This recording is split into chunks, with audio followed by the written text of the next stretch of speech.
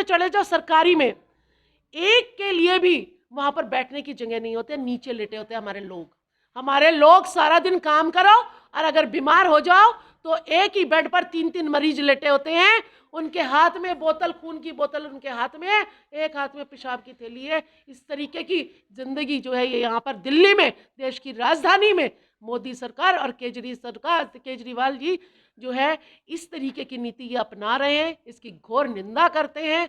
और इनका मीडिया नहीं है। आप कह रहे हैं कि आपको अल्ट्रासाउंड की भी कोई मशीन नहीं मिलेगी, इतना बड़ी बिल्डिंग है, इतना बड़ा एरिया है, डॉक्टर्स नहीं है यहाँ पर जो है डिस्पेंसरी में कोई भी सहूलियत नहीं है, जानवरों की तरह ये लोग जीते हैं।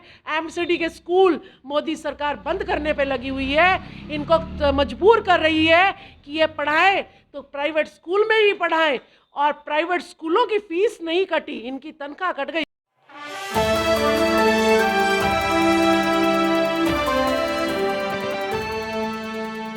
क्लाउड न्यूज़ वाला सैनिक जो कि आपको हर जगह देखने को मिल जाती है, जंतर मंतर पे जहाँ भी लोगों से जुड़े मुद्दे होते हैं वो वहाँ पहुँच ही जाती हैं। तो आज इनसे जानेंगे जी अनिल कुमार जी का यहाँ समर्थन करने आई हैं, क्यों आई हैं और क्या कारण रहा कि इन्हें हर जगह जाना पड़ता है लोगों के लिए। तो मैम आपको बहुत बहुत स्वागत है। आपका बहुत बहुत धन्यवाद। आज मैं सबको जो है महात्मा ज्योतिबा फूले जी की पुण्य तिथि पर उनको श्रद्धांजलि मैं अर्पित करती हूँ। तो मैं जो है यहाँ पर वार्ड नंबर 2 बाकनेर में अनिल जी के जो है समर्थन करने के लिए इसलिए आई हूँ क्योंकि बड़ी बड़ी पार्टियाँ यहाँ पर पिछड़ी जाति जो है आपको पूरे देश में जो है 52 से जो है 60% के बीच में मिलेगी, लेकिन बड़ी बड़ी पार्टियाँ जो है पिछड़े वर्ग को पार्षद की ही टिकट नहीं देती तो एमएलए की तो क्या देगी, और एमपी का तो यहाँ पर सवाल ही नहीं उठता। बाबा साहब ने आरक्षण के तहत हमारी सीटें जो रिजर्व की हैं एससी एसटी की, बस उन्हीं पर ये पार्टियां जो है टिकट देती है। पिछड़े वर्ग को ये जानवरों से भी बदतर समझते हैं। आपने देखा ही होगा कि मोदी सरकार ने चीतों की संख्या गिन ली कि चीतों की संख्या कम हो गई है, तो यहाँ पर चीते विदेश से महंगे महंगे करोड़ों रुपयों में लेके आए। लेकिन ये इतना जो बैकवर्ड है, इतना ये पिछड़ा वर्ग है, इतना ये कमेरा वर्ग है जो बिहार से यूपी से चलकर इस दिल्ली को बनाने आया है, यहाँ की फैक्ट्रियों को जो है ये रोज चला रहा है। आपने मुंडका में देखा होगा कि एक फैक्ट्री में आग लगती है, दहकती है वो फैक्ट्री, और उसमें 250 लोग मर जाते हैं, लेकिन केजरीवाल कहते हैं कि सिर्फ 40 लोग ही उसमें मरे हैं। वो लोग इस तरीके से मर जाते हैं कि उसकी हड्डी भी नहीं मिलती है, और लेकिन उन मजदूरों की आवाज़ को उठाने वाला कोई नहीं है। आपको मैं बता दूं कि यहाँ पर राजीव गांधी आवास है नरेला में, मजदूरों के लिए इतने आवास बने हैं। अभी मोदी जी ने प्रचार में कहा कि देखिए मैंने मजदूरों को फ्लैट दिए। यहाँ पे मजदूर लोग बैठे हैं, आप इनमें से किसी से भी पूछो कि क्या कोई आपको फ्लैट मिला है। अगर मिला है तो ये बीजेपी को वोट दें, अगर नहीं मिला तो आपके नाम का झूठ वो जो है ना बोलकर और आपकी वोट ले लेते हैं हमेशा के लिए। ये फ्लैट जा कहाँ रहे हैं? अभी नरेला में आपने देखा होगा, यहाँ पर इतने बड़ी बड़ी बिल्डिंगें बन गई हैं, लेकिन ये मजदूरों के नाम कोई फ्लैट नहीं आएंगे। ये फ्लैट आएंगे तो इन्हीं के लोगों के पास आएंगे जो नकली जो है ना अपने कार्ड बनवा लेते हैं और अपने ही लोगों को जो है मजदूर बना लेते हैं, और उनके नाम ये फ्लैट आ जाएंगे। फिर मजदूर को अगर फ्लैट लेना होगा तो उनसे वो खरीदना उनको पड़ेगा। तो यहाँ पर जो है ना छोटे छोटे फ्लैट्स हैं, वो भी विकर सेक्शन के, वो भी इनको जो है 15-15 लाख में खरीदने पड़ रहे हैं। और बताइए कि आप मजदूरों के नाम पर बीजेपी सरकार कितना बड़ा खिलवाड़ कर रही है, लेकिन जनता को टीवी पर ये कुछ नहीं दिखाया जाता। ये भोली भाली जनता, इन्हें कुछ नहीं पता चलता। ये तो बड़े बड़े लश्कर और 10 दिन जो खाना चलता है, पीना चलता है, दारू चलती है, उसी में ये लोग बहक जाते हैं। और अपने कोरोना में देखा होगा आपने, बिहार और यूपी के लोग किस तरीके से इनके जाने के लिए साधन भी सरकारें जुटा नहीं पाई हैं। ये पिटे हैं, महिलाओं ने सड़कों पे ही उन्होंने अपनी डिलीवरी कराई है, बच्चे मर गए हैं, जो है अपने कंधों पर अर्थियां अपने गांव में लेके गए हैं। इतनी बुरी दुर्दशा है यहाँ पर लोगों की, मजदूरों की। और आपको मैं बता दूं कि यहाँ का जो हॉस्पिटल है, हरिश्चंद्र जो हॉस्पिटल है, यहाँ पर नाम मात्र की भी आपको अल्ट्रासाउंड की भी कोई मशीन नहीं मिलेगी। इतना बड़ी बिल्डिंग है, इतना बड़ा एरिया है, डॉक्टर्स नहीं है यहाँ पर।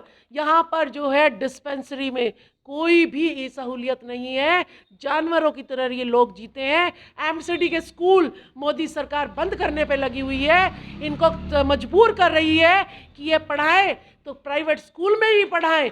और प्राइवेट स्कूलों की फीस नहीं कटी, इनकी तनख्वाह कट गई लेकिन प्राइवेट स्कूलों की फीस नहीं कटी। ऊपर से शराब के ठेके और खोल दिए गए हैं। केजरीवाल सरकार ने, मैंने कई स्कूलों में विजिट की है, केजरीवाल सरकार ने अपनी दूसरे शासनकाल में कई स्कूल जो है मर्ज कर दिए, क्लोज कर दिए, बंद कर दिए।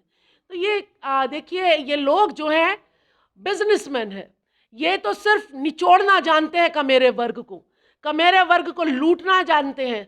सुई से लाहा लेकर जहाज तक ये कमेरा वर्ग बनाता है, लेकिन इसको जब वेतन का नाम आता है तो इसको सिर्फ और सिर्फ जो है इसके पसीने की भी आमदनी, इसको सैलरी इसको नहीं मिलती है। जहां केजरीवाल सरकार ने ठेकेदारी प्रथा को खत्म करने की बात कही थी, वहां पर इसने अब टीचरों पर क्या, मजदूरों पर क्या, सब पर ठेकेदार प्रथा लागू कर दी है। और 11-11 महीने के ठेके होते हैं, 9-9 महीने के ठेके होते हैं, फिर रिश्वत दी जाती है ठेकेदारों को, फिर उनको कुछ दिनों की नौकरी मिलती है। यूनियन, ऑटो यूनियन हो, चाहे टीचर यूनियन हो, चाहे मजदूर यूनियन हो, कोई यूनियन नहीं बनेगी। अगर कोई आवाज उठाएगा तो सीधा ऊपर जाएगा। तो इस तरीके के हालात दिल्ली में चल रहे हैं। लेकिन हमारा फिर भी ये बैकवर्ड समाज, हमारा जो पिछड़ा समाज है, ये जाग नहीं रहा है। ये हिंदू मुस्लिम के पछड़े में पड़ा हुआ है और ये धर्म के पछड़े में पड़ा हुआ है। इसको अपने बच्चों की शिक्षा और अपने रोजगार और अपने मान सम्मान की कोई नहीं पड़ी है। आप एक छोटे से प्राइवेट हॉस्पिटल क्लिनिक में चले जाओ, वहां पर मरीज के साथ जो आदमी रहता है उसके लिए एक बेड होता है, लेकिन किसी भी हॉस्पिटल में चले जाओ सरकारी में, एक के लिए भी वहां पर बैठने की जगह नहीं होती, नीचे लेटे होते हैं हमारे लोग सारा दिन काम करो और अगर बीमार हो जाओ तो एक ही बेड पर 3-3 मरीज लेटे होते हैं। उनके हाथ में बोतल, खून की बोतल उनके हाथ में है, एक हाथ में पेशाब की थैली है। इस तरीके की जिंदगी जो है ये यहाँ पर दिल्ली में, देश की राजधानी में, मोदी सरकार और केजरीवाल जी जो है इस तरीके की नीति ये अपना रहे हैं। इसकी घोर निंदा करते हैं और इनका मीडिया नहीं है। आप कह रहे हैं कि केजरीवाल जी अस्पताल खराब हैं, शिक्षा नहीं है, लेकिन केजरीवाल जी तो अस्पताल और शिक्षा के लिए ही अपने काम को आगे बता के गुजरात में वोट मांग रहे हैं, सब जगह वोट मांग रहे हैं। तो वो कैसे मांग रहे हैं जब नहीं किया है? तो फिर कैसे आप कह रहे हैं उन्होंने काम नहीं किया? सरकारी अस्पतालों के हाल इतने बुरे हैं कि वहाँ पे बैठने जगह नहीं है, वो पेशेंट थैली लेके चल रहा है। तो लेकिन वो इसी चीज़ों को लेके वो गुजरात में वोट मांग रहे हैं, पंजाब में सरकार बना ली, ऐसा कैसे मैम? देखिए, इतने 75 साल की आज़ादी के बाद भी राजीव आवास योजना मैं कह रही हूँ, उसके फ्लैट जर्जर हो गए। इनसे लोगों से पूछो, किसी को फ्लैट नहीं मिले हैं। तो ये तो जो है झूठे लोग हैं, मक्कार लोग हैं ये लोग। इसीलिए देश के हालात, मैं कहती हूँ अपने मजदूरों की शक्लें दिखाओ ना। और केजरीवाल जो इलेक्शन में देख रहे थे, मफलर बांध के खांस रहा था, ऐसा लग रहा था कि इलेक्शन खत्म होगा और केजरीवाल मर जाएगा। और आज देखिए कितना मोटा होता जा रहा है। तो ये ऐसे राक्षस है जो खून चूसने के लिए जनता को बेवकूफ़ बनाते हैं। कुछ सैंपल के लिए स्कूल तैयार कर दिए, आपको पता ही है, शोरूम बना देते हैं, उसमें सैंपल अच्छे अच्छे रख देते हैं और बाद में जो है सड़ा गला माल बेच देते हैं। तो कुछ स्कूल इन्होंने बाहर के लोगों को दिखाने के लिए अच्छे बना दिए हैं और बाकी के स्कूलों में जो है जानवरों की तरह 2.5 घंटे में, सोनिया विहार में मैं खुद विजिट करके आई हूँ, 2.5 घंटे में छुट्टी हो जाती है बच्चों की। और दूसरी फिर जो है सब 12,000 बच्चे 50 कमरों में बैठ सकते हैं क्या?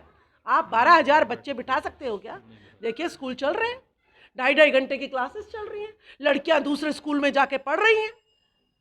तो पढ़ाई के नाम पर यहाँ पर मैं खुद एक शिक्षिका रही हूँ और केजरीवाल सरकार के द्वारा सस्पेंडेड रही हूँ, और हमें कहा जाता है कि 33 नंबर की चीटिंग कराओ बच्चे को।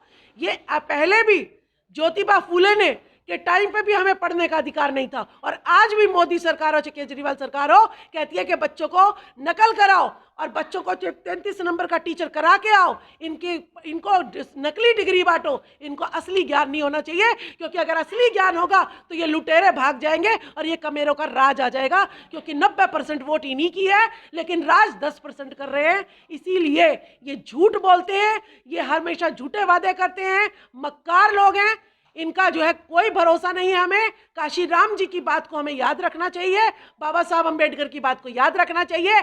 पिछड़ों, दलितों और अपने अल्पसंख्यकों को हमें वोट करनी चाहिए, इनको बिल्कुल भी वोट नहीं देनी चाहिए अपनी।